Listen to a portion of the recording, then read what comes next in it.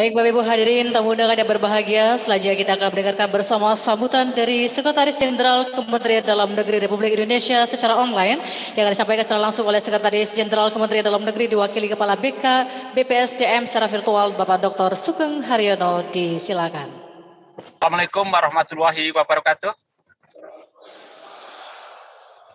Selamat pagi, salam sejahtera untuk kita sekalian. Shalom, Om Swastiastu, Namo Buddhaya, salam kebajikan, dan salam sehat.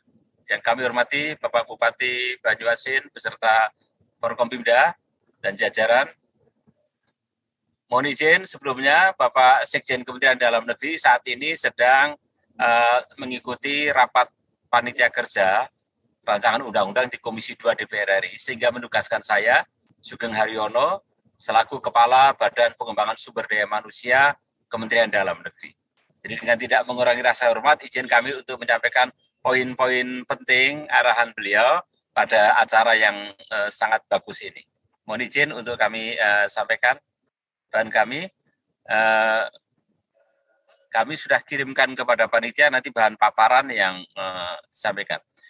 Mohon izin Pak Bupati dan Bapak Ibu sekalian yang kami hormati, sesuai dengan Perpres nomor 18 tahun 2020 terkait dengan RPJMN, maka terdapat 5 prioritas kerja di dalam RPJMN kita, dan dari prioritas itu 3 diantaranya terkait dengan sumber daya manusia, yaitu mulai dari pembangunan sumber daya manusia, kemudian simplifikasi regulasi, dan kemudian penyederhanaan birokrasi. Dari 3 prioritas ini, maka kita harus berkaca modal yang sudah kita miliki, apalagi kita sudah mencanangkan tekad bahwa di 2045 Indonesia emas.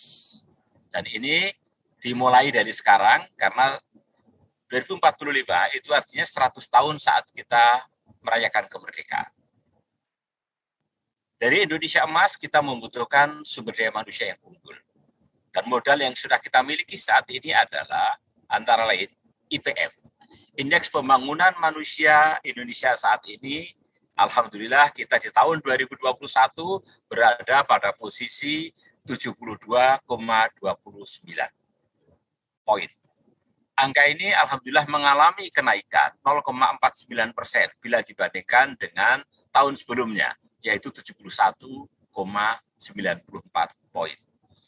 Dari IPM ini nanti izin kami akan sampaikan ini posisi yang ada di Sumatera Selatan dan kemudian khususnya untuk Banyuasin.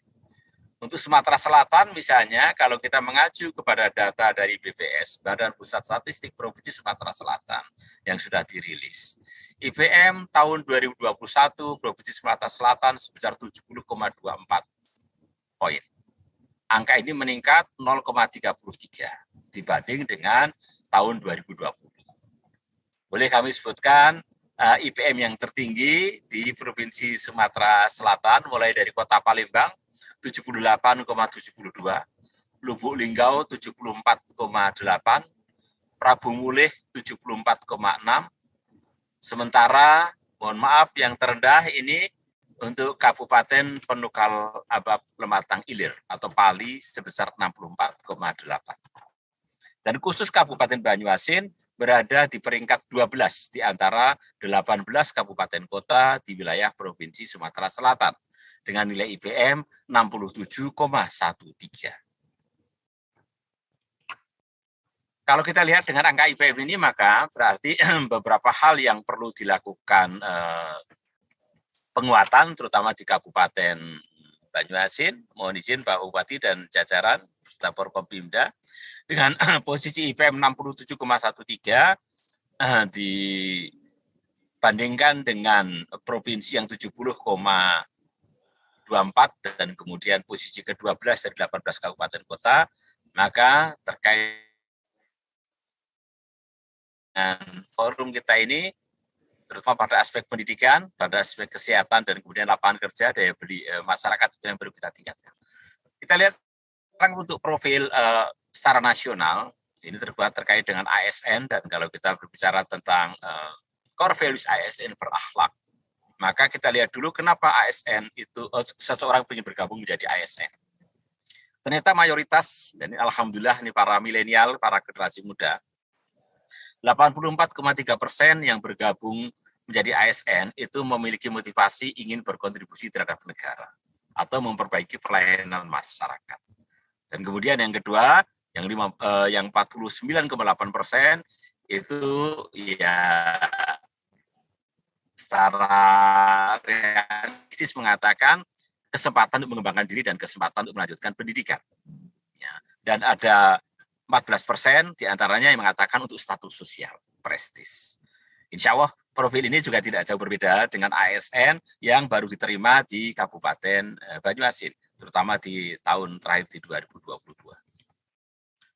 Bapak Ibu sekalian, Pak Bupati dan para jajaran yang kami hormati, fenomena yang terakhir juga agak merebak adalah di 26 Mei yang lalu, bagaimana CPNS kemudian berbondong-bondong mengundurkan diri. Ya, apakah kemudian solusinya kita menaikkan gaji? Karena memang motivasi menjadi ASN inilah yang tidak selalu bisa dijawab dengan menaikkan gaji. Kalau motivasi tadi yang ternyata terkait dengan prestis itu bukan dominan. Yang paling dominan adalah ingin memperbaiki layanan, ingin berkontribusi pada negara.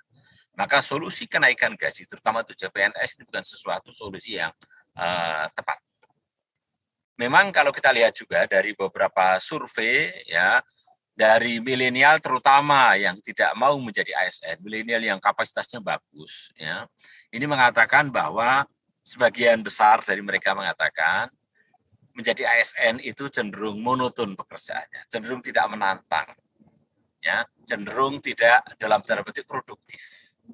Dan bahkan ada kemudian yang menyatakan bahwa banyak hal yang masih menyimpang, terutama terkait dengan anggaran, terkait dengan uang, bahkan untuk masuk pun harus menggunakan uang. Ini ada sementara pemikiran dari ASN milenial yang bagus yang tidak mau bergabung ke ASN dari milenial.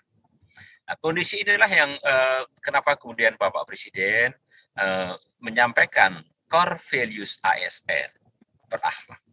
Bahwa begitu seseorang masuk menjadi ASN, ya, aparatur sipil negara, maka harus memiliki nilai-nilai inti yang meliputi berorientasi pada pelayanan, akuntabel, kompeten, harmonis, loyal, adaptif, dan kolaboratif. Kalau kita lihat juga, data juga menunjukkan bahwa di akhir RPJMN kita di 2024 ini, selain tadi 2004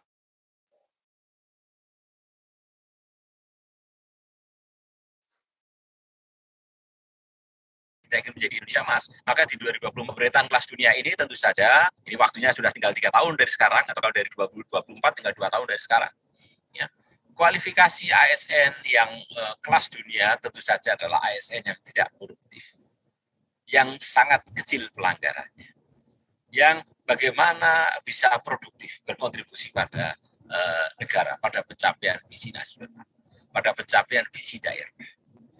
Kalau kita lihat, upaya yang dilakukan untuk mewujudkan core values ASN berakhlak salah satunya melalui reformasi birokrasi.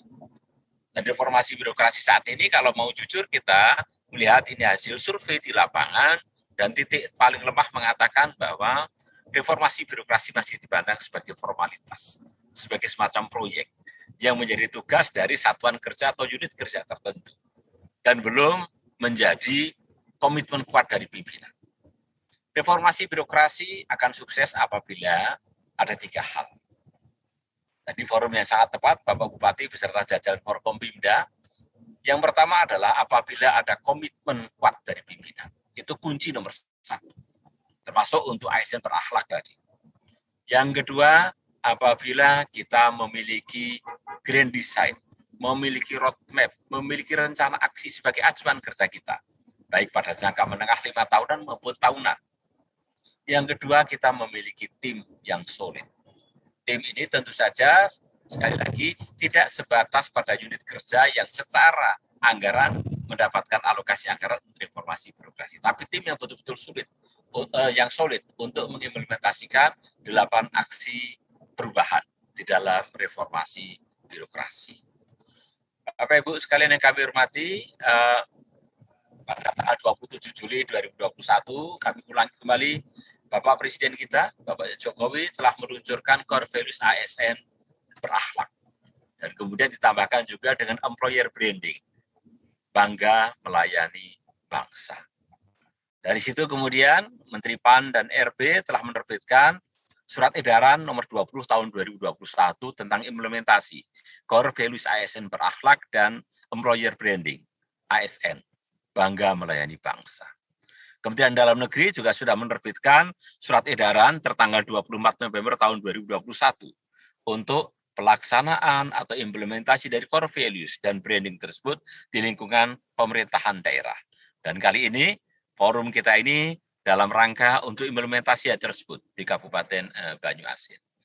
Bapak Ibu sekalian yang kami hormati, tadi kami sudah menyinggung 3 hal yang menjadi penentu utama keberhasilan reformasi birokrasi maupun keberhasilan untuk implementasi core values ASN berakhlak dan branding bangga melayani bangsa. Yang pertama adalah penguatan komitmen dari pimpinan. Dan ini juga sudah seringkali disampaikan dalam berbagai forum, inti perubahan itu harus dimulai dari atas, dari pimpinan. Seringkali Bapak Menteri Dalam Negeri menyampaikan dalam berbagai forum, ini terutama untuk para pimpinan, untuk kita semua, jadilah safety player untuk keburukan. Artinya kalau ada praktek-praktek buruk, mohon maaf, korupsi, kolusi, fraud, maka kita harus mengambil titik paling aman, tidak terlibat, safety player. Tapi kita harus jadikanlah risk taker untuk kebaikan. Artinya untuk hal-hal yang sifatnya baik, maka harus berani mengambil risiko. Itulah pimpinan, itulah pemimpin. Inilah Bapak Menteri. Jadi safety player untuk keburukan dan jadilah risk taker untuk kebaikan. Ini juga menjadi inti dari berakhlak pada tataran operasional dari setiap pimpinan pemerintahan, baik di pusat maupun di daerah. Bapak Ibu sekalian yang kami hormati, kami berharap bahwa nilai-nilai dari core values ASN berakhlak, mulai dari orientasi pelayanan, kemudian akuntabel, ya, kompeten, ya, harmonis, loyal, adaptif, dan kolaboratif, ini kita harapkan tidak berhenti sebagai dogma, tetapi ini terimplementasi dalam perbuatan. Dan kami berharap Bapak Bupati, Bapak Ibu sekalian, mudah-mudahan forum kita ini untuk mencanangkan tekad bahwa kita akan mengimplementasikan dengan sungguh-sungguh. Ya, apalagi akuntabilitas tertinggi adalah kepada Allah Subhanahu wa taala, Tuhan yang Maha Kuasa. Dan tadi sudah ada rekor yang luar biasa terkait dengan pembacaan Al-Qur'an. Saya pikir ini modal yang luar biasa untuk mengimplementasikan core values ASN berakhlak di Kabupaten Banyuasin, termasuk branding ASN bangga melayani bangsa.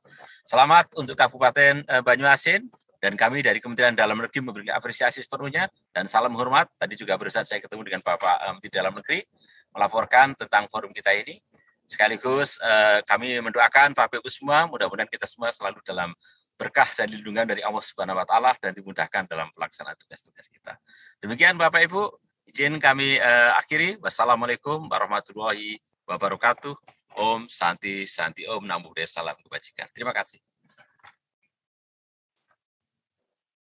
Baik, kita berikan tepuk tangan yang paling meriah untuk Bapak Dr. Sugeng Haryono dari Kepala BPSDM Kemendagri Republik Indonesia yang telah menyampaikan kata sambutan mewakili Sekretaris Jenderal Kementerian Dalam Negeri Republik Indonesia secara virtual pada kesempatan siang hari ini.